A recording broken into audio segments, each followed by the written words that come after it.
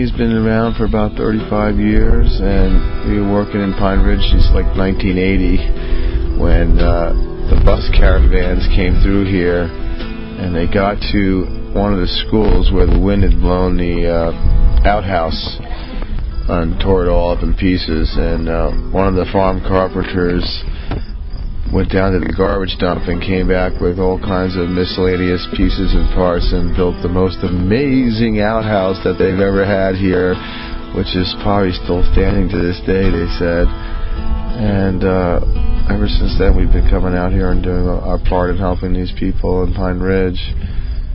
And I was sent here as my first planning project, and when Katrina kicked in, I was in a sweat lodge with all my family here, and Bo Davis had told me that all the Washichu people have left New Orleans and the black people are all in a big dome. And I was like, what is he talking about, a big dome, and you know, what's going on? And sure enough, you know, the farm called me here and said they need me to go down there and teach some building trades to some Native American youths down in Louisiana that were lost everything in a storm. So I went down there and hooked up with Vets for Peace and all the Common Ground and all the different groups that were down there, and still been there to this day, which is going on the 3rd year anniversary in August, which, you know, a month away or so, we're going to have 3 years of the worst disaster to ever hit our country. How much progress has you seen? Oh, it's kind of scary because, you know, living on the border of the lower 9th Ward in St. Bernard Parish, 2 areas that were totally obliterated in the storm, and there's a Jackson Army barracks that divides the 2 towns, and it's getting a $280 million facelift, and it's looking pretty good, you know, but if you look on the other side of the fence, everything's the same as it was, you know, the day after Katrina. So it's kind of scary on where we put our priorities, and you know, the military first and then maybe the people last, you know. And there's really very little progress there, and we still have a list of people that need help, and the government really didn't do any work down there at all, not to help these people, and they all know it. And I'm hoping that most of these volunteers that come there are going to take that with them to the election booths one day, and remember that, you know, something needs to change here. We can't be having this happen to our own people. You know, this is America, and people down there are suffering, and there's people here in Pine Ridge still suffering, which isn't right either. You know, this is 3,145 counties in the United States. This is the second poorest one, and Cheyenne River is the first now. But we were the first here for many years, so we're pretty much a third world country here. You learn a lot from these different organizations like the Peace Corps and how they operate and things like that. But the best way to actually operate as a nonprofit field director is to just go listen to the needs of the people. You know, don't recommend this and that and brag about what you can do. Listen to what they really need, and then try to work on those kind of programs, you know. So each program is a little bit different. You know, Louisiana, the needs there is there's no honest contractors. You know, they're all ripping off the elderly people. So if you can just be there to guide them and make sure that they're not getting robbed, and be the man in between you and the elderly woman that's trying to get her home fixed, sometimes that's a big help. You know, here there was a lot of housing falling apart, so we did a lot of repairs on housing, and there was no water, so we did a lot of well drilling here and gardening, because we're trying to get people to eat healthier.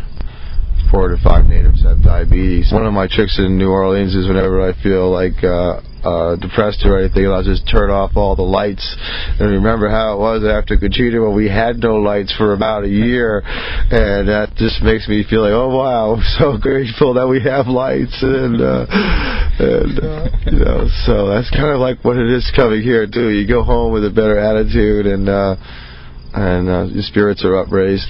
You run and jump, you find out where the guy's living, you grab a Time magazine article about the man that just needs a commode installed in his house to move in, to get out of his FEMA trailer, which is full of formaldehyde, and you run to that neighborhood and say, does anybody know Mr. Smith? And they, yeah, you go over there, you put a toilet in for the man, and he's out of his FEMA trailer. It's not that hard, you know? I mean, if somebody was just there checking on it and making that get done, it would get done.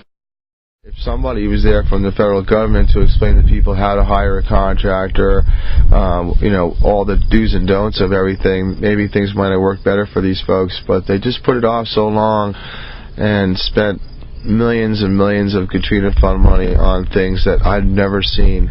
You know, 3 years I've never seen a single dollar that people mailed to the Red Cross or all these big places really go to much use at all. So, you know, maybe a little bit of fried chicken off a Red Cross truck, that was about all I seen.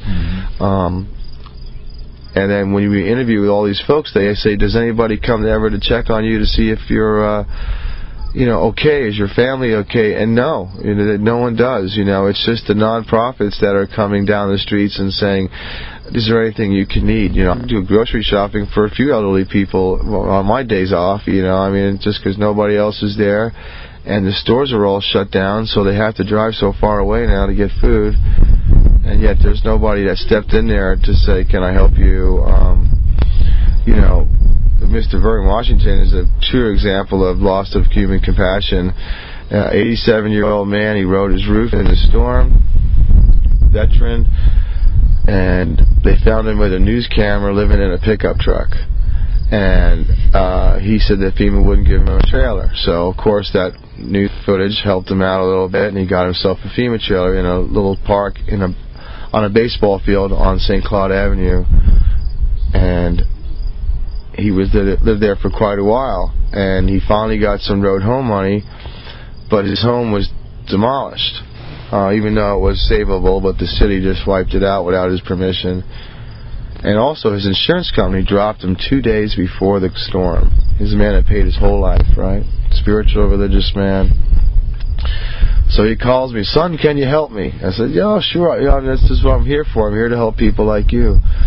So, record time, 4 weeks, United Peace Relief guys came, AmeriCorps kids, anybody that wanted to was welcomed, and we rebuilt this man's house in 4 weeks. It was amazing. So now FEMA's closing up this trailer park because they don't want to pay the security people at the gate whatever they're getting, $8 an hour to sit by the door. I don't even know why they're there. But Patty was a great security lady. She used to take care of Mr. Washington, and he'd bring her donuts and coffee, and she would drive him to the doctors on her time off, like a daughter would do to her father. And so 2 days before the electric company came to turn the power on, FEMA pulls up these I always say brand new, I guess I'm jealous, brand new pickup trucks, little ID tags, and they unload all the old man stuff out into this house that has no carpet in it yet, or electricity. So they drive away, and he just looks over at me, and he's a strong guy, you know, and he starts to cry.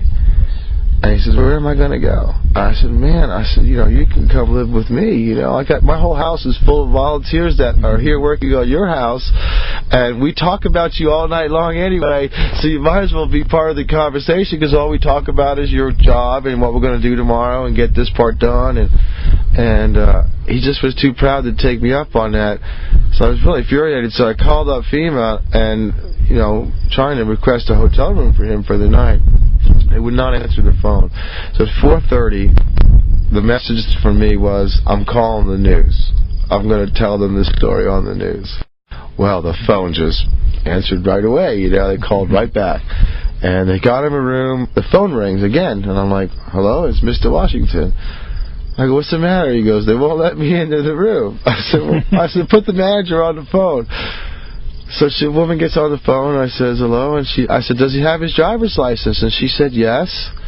I said, is the room paid for by FEMA? She says, yes, it's paid. I said, why won't you let him in? She said, you don't have his FEMA ID. I said, well, it's in a box somewhere in his house. I said, how would you like to have the news there in a few minutes? Well, he got a room right away. And so the next day came, and, you know, he didn't want to go back to that hotel the second night. So we all left him, and we were really actually done with him, with the job. And I knew I wanted to go over the next day, even though they were just coming to turn the power on. I just wanted to be there to hold his hand through it and help him out, make sure that somebody didn't ask him for some permit fee money again, you know, because that happens a lot down here. And I went over, and I had a key, so I went in, and I saw him laying on this raw mattress on the floor.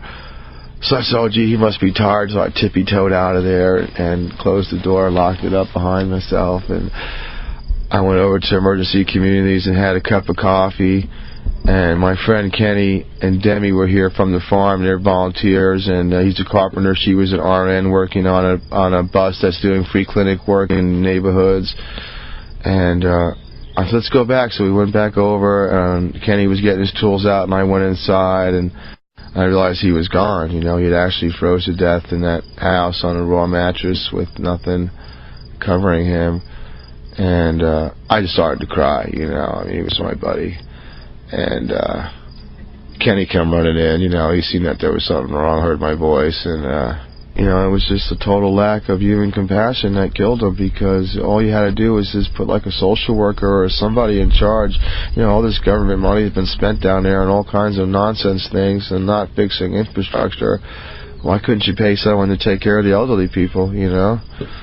And not leave it up to me. I'm just a small-time carpenter from Pennsylvania. It really upset me, you know, the whole situation, and still not over it. Kind of want to put a big sign on his front lawn just telling the story for all the tourists that still go through that neighborhood every day and see that empty house. And we went to his funeral. It was kind of beautiful, and all his sisters, just who were all transferred out of Louisiana because of Katrina, were living in different states, and I had no idea he had that much family, and he called them every night and told them, you know, what an angel I was, and that we're getting the work done, and the job looks good, and he's almost in, and it was just amazing. This could happen again, you know, anywhere. It doesn't have to be New Orleans. It could be another part of the country, but you have to remember that, you know, FEMA is not going to come to your rescue. You know, you need to sponsor and support probably the right organizations, or just do like me and go do it, you know, show up. I went to a tornado up in Arkansas, and it was the largest tornado we ever had, 120 miles long, 60 miles wide, and I was there a week after storm with 9 people from Katrina, you know, volunteers. There was no FEMA. There was nobody there. FEMA showed up a week later and said if we want blue tarps, our mayor has to write a letter to the judge will write a letter to the governor will write a letter to the president, and then we'll get the FEMA trailer, the FEMA tarps. I said, it's too late. We already went to Home Depot and used private money and bought tarps and tarped people's homes and saved their belongings, because you guys only got here 2 weeks later. You wonder, you know, what would happen if a big earthquake hit San Francisco, or if a levee broke in California somewhere and wiped out a million homes at once. You know, what would they do? Make it into a military exercise where they'd run us all to work camps and make us work for our meals? I mean, that's probably what would happen. You know, I think that's what New Orleans was, really. It was an eye-opener to anybody that really had their eyes open, but those colonels were up in those buildings and the skyscrapers in the city looking down to see how long it would take to clear out a whole United States city of all its people. And even though your home had no water in it, you were physically thrown out of the city. And then they robbed you and everything else after that, so no wonder why people didn't want to leave. And then when it finally started hitting the news about what was going on down there, you know, 5 or 6 days later, people with no water or food suffering, and the mayor screaming for buses to be delivered, they sent an African-American general that went down there and said exactly what I said to those troops when I was there, was put down those guns and grab some shovels. And, you know, and they listened to him, you know, and I was like, right on, yeah, get him.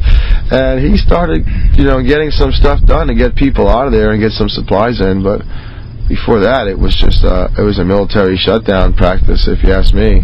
I always thought if there was a war or something, I would bury my family in the earth and, you know, live out of whatever fresh water from the basement and have all this canned food. That's not going to happen, folks. You know, with your rifle in hand or not, they're going to come in, they're going to physically take you out of your house, they're going to put you someplace where you don't want to be. You can't bring your dog with you. I mean, there was massive dogs and cats killed in Katrina. It was the biggest slaughter of animals in the country ever. They just shot all the dogs because they didn't want to deal with them and didn't know how. I have a adoptive family program in New Orleans, and what I'll do is I'll meet families at the community centers where I eat that have these horror stories of the storm, and then the horror story of the contractor that ripped him off, or the road home didn't give him nothing but $1,300, which is about a driveway, as my friend would say, not a road. And then I'll get involved. I'll take a photograph of the family and the home and send it to some folks, and hopefully somebody adopts the family and they'll send the expenses to get them back in their home. Meet with different nonprofits on maybe some free building material to help the family out. A lot of these bigger programs, like the Habitat for Humanity program, they were under a lot of problems because they had spent $50 million on 12 houses. You know, I think Plenty's been down there for 3 years almost for $75,000. You know, I've done, I know of 10 houses I can say I've done alone, but many homes. So their kind of thing is they have an elementary school where all the kids come in and stay at Camp Hope, and they pay $20 a night to stay there, and then they go to work on these habitat projects, which are the Musicians Village, which is a great project idea. But you're not really meeting the residents. You're building homes for people that were displaced, but you're not really meeting the people as much as in my situation. You meet the family. They usually bring you some water or something to eat, and very grateful that you're there. They tell their story of the tragedy of the Katrina and what they've been going through to get back in their homes. And most of the people that come are just like jaws just drop, and they just can't believe that this is the United States and this is a middle-class family that's going through the situation of still living in a FEMA trailer, and children can't breathe because of asthma and such, and they can't get any help from their parish or their government. And so I like my program. I like that. A lot of the elderly people I repair homes for, they call me over and they say, well, one of those volunteers mailed me some curtains, and someone mailed me some sheets and blankets. You know, do you remember what did she look like? I don't remember her by the name. You know, I have to describe her to the elder. Oh, that was that little one with the red hair. Oh yeah, I remember her now. Well, she sent you some nice blankets and some plates and things that you need. And that's kind of like a really nice thing for both, you know, the victims and the volunteers to have that relationship. And a lot of the people keep on coming back. You know, they'll come back every summer, a lot of these college guys and kids, and then they'll go check on the people that they've helped. And, you know, by the way, you want us to paint something for you while we're here or something. So it's kind of nice. How would somebody volunteer to adopt a family? You can look at our website at plenty.org, and we have a Katrina or Gulf Coast recovery section of the website. You can email me at tony@plenty.org, and I can send you any kind of information you need. That's mostly what I do. I get all these young people that are unskilled in building trades, and I like teaching, so I just bring them out, and I'm a good teacher. I have patience. I just teach them what they need to know. And they're helping people at the same time, so it works out really well. I like to get a disaster relief group going, you know, just to be ready on these kind of things. Just jump in a vehicle, go to the tornado or the hurricane or the earthquake, and just show people what to do. Because, you know, I could almost write a book on the do's and don'ts of disaster relief on account of my few years of experience now with this one, you know. And I've been writing down all the notes from all the Vets for Peace guys, and they were like true vets. Man, those guys, like, really, they didn't pull up guns. They pulled up, you know, shovels. They were out there digging, and they were out there helping people. And that's something another program this country should find, where all veterans should be able to go and help people in a disaster and get paid. Hello, and a little bonus check on top of whatever else they get. Because that would be a good program to help veterans, because they're really good at what they do. They rushed in there and did the right thing. It just don't seem right to go work for Halliburton or somebody that, that they charge $175 a square foot to nail blue tarps on houses in New Orleans. I mean, that's only this much, I mean, that's a lot of money you charge my government. And why would I want to do anything to support you or your people, You didn't do anything to help mine. Mobile broadcast news. For the next disaster, you're welcome on our bus. Okay. Anytime. Thanks. I'll be going in. I'll bring my tools. Red Cross Director Jane Blocker says her office received several $1,000s in cash donations for the national effort and fielded more than 50 inquiries from people about how they could help. I called Red Cross and was like, yeah, I need to come down and I'll do whatever needs to be done. The Red Cross never really contacted me back. So the best and most effective way to make a difference, again, would be through a cash contribution.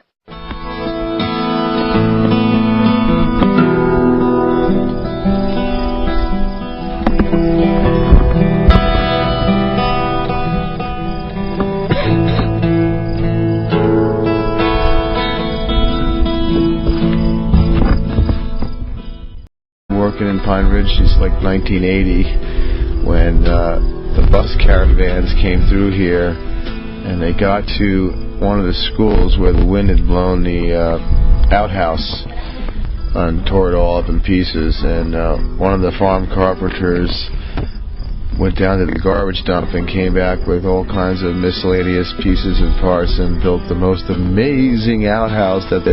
So I went down there and hooked up with Vets for Peace and all the Common Ground and all the different groups that were down there, and still been there to this day, which is going on the 3rd year anniversary in August, which, a month away or so, we're going to have 3 years of the worst disaster to ever hit our country.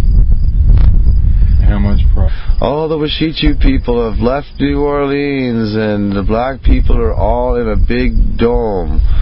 And I was like, what is he talking about, a big dome? And, what's going on? And sure enough, the farm called me here and said they need me to go down there and teach some building trades to some Native American youths down in Louisiana that were lost everything in a storm.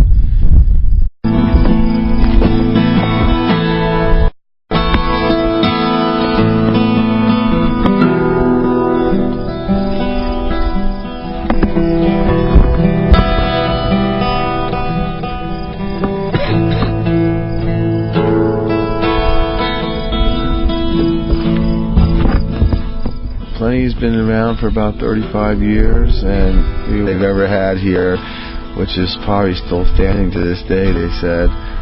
And ever since then, we've been coming out here and doing our part in helping these people in Pine Ridge. And I was sent here as my first Plenty project. And when Katrina kicked in, I was in a sweat lodge with all my family here, and Bo Davis had told me that